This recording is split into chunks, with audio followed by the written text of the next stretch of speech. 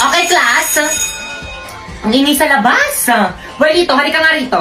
Hala, galang at ano ginawa mo? Hala, lagot ka, te. Ano kayang problema sa'yo? Nabilisan mo ba kapag Papagalitan niya. Te, alam mo ba kung bakit? Hindi.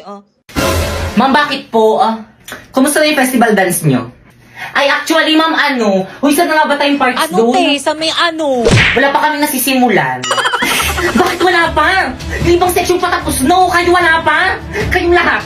Wala talaga kayong pakialam sa mga activity ng school natin, ha? Well, dito lumapit ka sa akin, may ibubulong ako sa'yo. Kapag wala kayong mag-present sa akin ng festival dance, alam niyo na kung anong magiging grade niyo sa akin.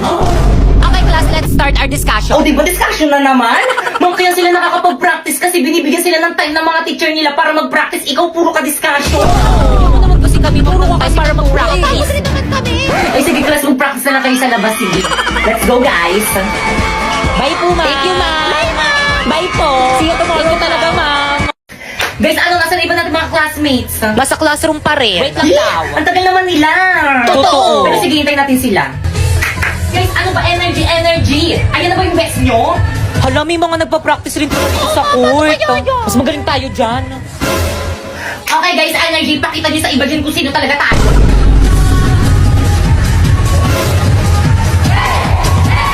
Te, ang galing nila. Mas nakasabay tayo sa kanila. Tingnan natin kung sino pinakamagaling. Nasa na ba yung speaker natin? Walang nakapagdala. Ano?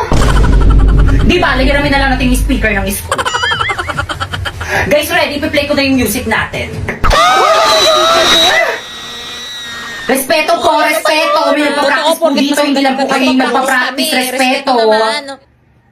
Okay, proceed. Energy. Guys, ready.